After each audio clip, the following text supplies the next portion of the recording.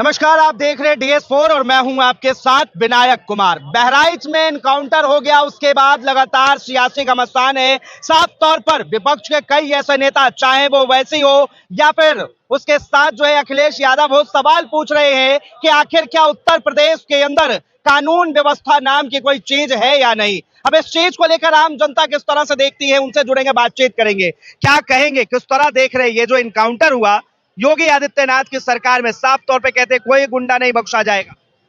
देखिए, कहने में और करने में बहुत सारा फर्क होता है और ये हम और आप बहुत सारे सभी लोग जानते हैं। लगभग कहा जाता था कि डबल इंजन की सरकार है, यहाँ कोई पत्थरबाज, यहाँ तो छोड़ो कश्मीर में, नहीं तो यहाँ कहाँ से होगा।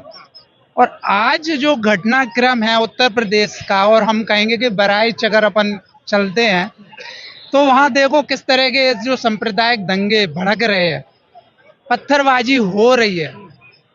ये किसके शासन काल में हो रही है?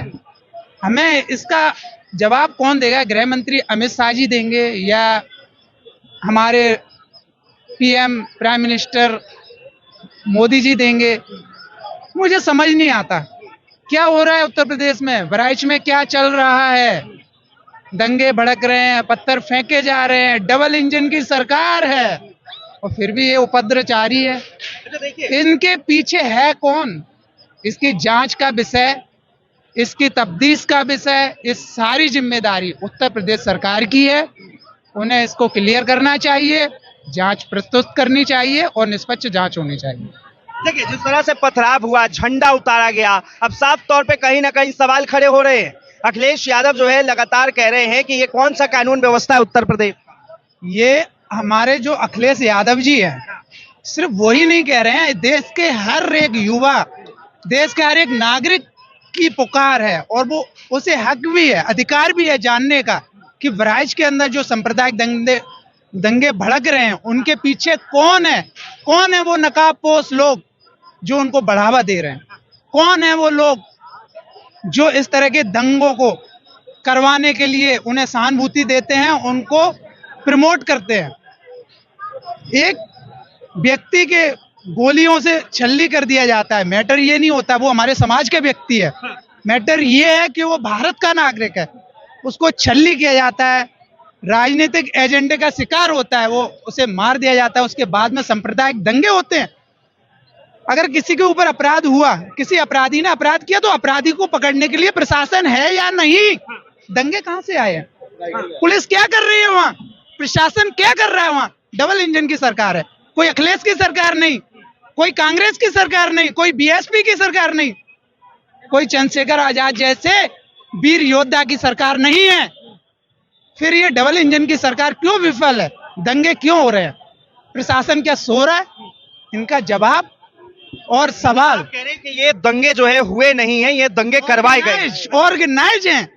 आप डबल इंजन की सरकार होती है और कहा जाता है कि मोदी जी, जिनका योगी जी, जिनका अपना आदेश तो चलता है, उनका बिल्डोजर भी उनके आदेश के आगे आगे दौड़ता है, उसके बाद भी ये दंगे क्यों भड़क रहे हैं? पत्थरबाज कहां से आ रहे हैं? आज तो किसी दूसरी सरकार नहीं है, बीजेपी की सरकार है, केंद्र में भी बीजेपी की सरकार है, राज्य में भी बीजेपी की सरकार है। उसके बाद भी ये दंगाइयों के हौसले बढ़ाने वाला फिर कौन है? ये मेरा मानना है और आम समझ रखने वाले हर व्यक्ति का यही मानना है कि ये सरकार दंगों को ऑर्गेनाइज करती है, देश में अशांति फैलाना चाहती है, भाईचारे को खत्म करना चाहती है। लेकिन साफ तौर पे कहा जा रहा है कि योगी आदित्यनाथ ने पीड़ित के परिवारों से वादा किया था, बातचीत की थी, उन्होंने कहा था कि सख्त से सख्त कार्रवाई होगी और जिन्होंने भी दंगा किया है, जिन्होंने भी गोपाल मिश्रा को गोली मारी है, उसे जल्द से जल्द पकड़ा जाएगा। देखिए, ये अच्छी बात है कि जल्द से जल्द पकड़ा जाए, पर मैं सीएम योगी जी से भी जानना चाहता हूं, क्या ये पहला दंगा है? क्या ये पहला अपराध है उत्तर प्रदेश का? क्या उससे पहले आपने आश्वासन नहीं दिया लोगों को? उसके बाद भी ये दंगे क्यों क्रम से घटित होते रहते हैं? इन पे अंकुश आपने क्यों नहीं लगाया? आपके पास ईडी का विधान है या सीबीआई कोई रुकावट डाल रही है, विपक्ष कोई रुकावट डाल रहा है? पूरी केंद्र में आपकी सरकार है, राज्य में आपकी सरकार है, प्रशासन आपकी मुट्ठी में है, उसके बाद भी दंगे हो रहे हैं। तो इसका साफ और सीधा संकेत जाता है कि कहीं ना कहीं सरकार इन दंगों को करवाने में, इनको ऑर्गेनाइज करने में जिम्मेदार है। और इन्हें देश के लोग, देश की पब्लिक जरूर जवाब देगी और ऐसे लोगों के मंसूबों को कामयाब हम लोग नहीं होने देंगे। जी। लेकिन ये आप सही मानते हैं कि अपराधियों का जिस तरह से खात्मा हो रहा है, चाहे वो किसी भी धर्म के हो, समुदाय के हो, अगर अपराधी कोई अपराध करता है तो उसे सजा मिलनी चाहिए, और क्या ये एनकाउंटर वाला जो फॉर्मूला है ये सही है या गलत? देखिए, बिल्कुल मैं आपको बता दूं, ये एनकाउंटर क्या है। पहले तो मैं आपको अपनी भाषा, अपनी समझ से बताता हूँ। एनकाउंटर एक अलग चीज है और पॉलिटिकली किसी को हरास करना, किसी के साथ गलत करना, वो एक अलग चीज है। एनकाउंटर वो होता है अपराधी अपराध करके, खतरनाक अपराधी हो, अपराध करके जा रहा हो और पुलिस अपनी सुरक्षा में, सेफ्टी में, अपने को बचाने के लिए अगर किसी को मारती है, वो भी उसके लिए रूल्स बने हुए हैं, कानूनी रूल्स बने हैं। आपने वीडियो कहा जा रहा है उसमें कि पुलिस के ऊपर फायरिंग, मैं बता रहा हूँ, तो पैरों में या कहीं दाएं बाएं मारने का आदेश है, ना कि उसको जान से खत्म करने का। लेकिन हम देखते हैं उत्तर प्रदेश के अंदर, इसी घटना को लेकर नहीं कहूंगा, और भी घटनाएं आप लोगों के संज्ञान में भी होंगी कि पुलिस अभिरक्षा में अपराधियों को मार दिया जाता है। हमें यह बताइए, अगर सरकार या पुलिस एनकाउंटर करेगी तो ये हमारे जो कोर्ट बने हुए, हमारी जो जुडिशियरी है, इनका क्या काम है? जजों का क्या काम है? जब केस आने से पहले सॉल्व हो जाएगा तो फिर ये जज क्या करेंगे? कुर्सी पे बैठ के पुलिस ही अपराध साबित करेगी और पुलिस ही उसे गोली मार देगी। कैसे सही हो गया ये फॉर्मूला? ये फॉर्मूला सही नहीं है। एनकाउंटर किसी का, अपराधी का नहीं किया जा सकता।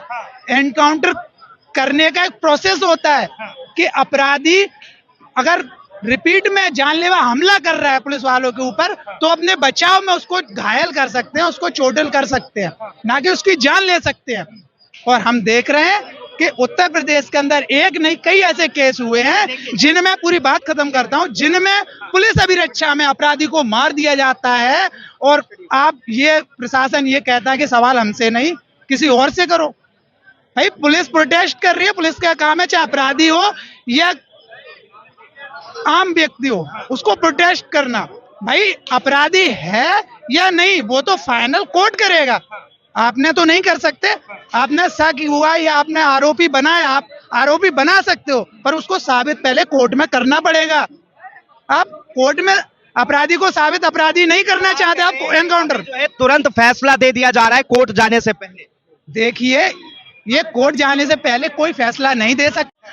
जबरदस्ती लोगों के एनकाउंटर करवाए जा रहे हैं, न्याय व्यवस्था, कानून व्यवस्था को तार तार किया जा रहा है, जो आज हमारे पूरे देश के लिए, पूरे वर्ल्ड में जहां भी लोकतंत्र है, इस तरह की व्यवस्था नहीं है। हमारे भारत को छोड़ दो, भारत को शर्मिंदा किया जा रहा है पूरे वर्ल्ड के सामने, पूरे वर्ल्ड में। लेकिन उत्तर प्रदेश में तो योगी मॉडल बहुत चर्चित है और साफ तौर पे कहा जाता है कि योगी आदित्यनाथ जी का जो मॉडल है बिल्कुल सही है। चाहे वो बुलडोजर की बात हो या एनकाउंटर की बात हो, इंसाफ सबसे पहले योगी आदित्यनाथ करते हैं। ओके, अगर योगी का मॉडल इतना अच्छा है, अगर योगी या डबल इंजन सरकार का मॉडल इतना अच्छा है, हमें कोई ऐतराज नहीं, तो उनसे कहो सरकार केंद्र में भी है, राज्य में भी है, ये न्यायालयों का काम खत्म कर दें, इनमें ताले लगवा दें। इनका मॉडल जिन जिन लोगों को, जिन जिन राज्यों को अच्छा लग रहा है, उन राज्यों के जरूर न्यायालय में पहले ताला लगवाएं और आप सिर्फ पुलिस को व्यवस्थाएं दे दें। क्यों? सरकारी जो टैक्स का, हम पब्लिक का पैसा है, उसको आप क्यों व्यर्थ कर रहे हो? जब आपके मॉडल इतना अच्छा है, आपका मॉडल पब्लिक इतना पसंद कर रही है, तो फिर न्यायालय का तो काम ही खत्म हो गया, बंद कर देना चाहिए। भाई, ये न्यायालय, कोर्ट, जुडिशरी, इसका काम है अपराधी कितना सही है, अपराधी जो अपराध, जिसे अपराधी बनाया गया वो अपराधी है या नहीं, है कोर्ट डिसाइड करेगा, ना सरकारें डिसाइड करेंगी, ना सीएम आदित्यनाथ योगी का बुलडोजर डिसाइड करेगा, ना खुद केंद्र सरकार डिसाइड करेगी। इसके लिए कानूनन व्यवस्था है, संवैधानिक व्यवस्था है, लोकतांत्रिक व्यवस्था, उसके तहत इंसाफ होना चाहिए। अगर ये इंसाफ से भटकोगे तो देश में अशांति और जो दंगे प्रसाद हो रहे हैं वो उसी का नतीजा है, खामियाजा। अच्छा, उत्तर प्रदेश में मंत्री हैं ओपी राजभर, वो साफ तौर पे कह रहे हैं कि अगर योगी राज में अपराध बढ़ेगा तो चाहे उसे जिंदा पकड़े या फिर मुर्दा पकड़े, लेकिन पकड़ के खत्म जरूर करें। देखिए, पकड़ने तक तो समझ आता है और खत्म करने का काम लॉजिक से बाहर है, असंवैधानिक है। खत्म करने का काम न्याय व्यवस्था का है, न्यायालय का है। वो फांसी की सजा देता है। अगर वो अपराधी फांसी लायक है तो फांसी भी देगा, वो न्यायालय खत्म करेगा, ना कि ये राइट हमारा संविधान न्यायालय वो ना संविधान उनको देता है, राज्य सरकारों को देता है खत्म करने का, ना केंद्र सरकारों को देता है, ना पुलिस व्यवस्था को देता है। ये अपराधियों को खत्म करने का काम हमारी न्याय व्यवस्था का है और संवैधानिक व्यवस्था का है, लोकतांत्रिक प्रक्रिया का एक हिस्सा है, उसको फॉलो करना होगा। और जो हम और आप ही नहीं, हमारा हिंदुस्तान ही नहीं, पूरा वर्ल्ड आज उसी व्यवस्था से चलता है, अपने अपने लोकतांत्रिक व्यवस्थाओं से आगे बढ़ रहे हैं। जो भी देश, जो भी सरकार है लोकतांत्रिक और संवैधानिक व्यवस्थाओं से हटेंगी। उत्तर प्रदेश के अंदर लोकतांत्रिक नियमों का, लोकतंत्र का पालन नहीं हो, खत्म कर दिया गया है, जुडिशरी खत्म कर दी गई है, न्याय व्यवस्था खत्म कर दी गई है। आज इसी का नतीजा है कि अपराधी जेल में बैठ के भी वो अपने आप को डॉन बना देता है, वो कहता है जिम्मेदारी ले लेता है, हमने इसको मरवा दिया, हमने उसको मरवा दिया। कैसे मजाल है, उनकी जेल में बैठा है, कहां से उसको नेट प्रोवाइड कराया गया, कहां से उसको स्मार्टफोन प्रोवाइड कराया गया, उसके मेल्स कहां से आ रहे हैं, ये जांच का विषय होना चाहिए। केंद्र सरकार का भी होना चाहिए, राज्य सरकार का भी होना चाहिए। देश को अगर इन देशद्रोहियों से बचाना है तो इसकी जिम्मेदारी भी सरकारों को लेनी चाहिए।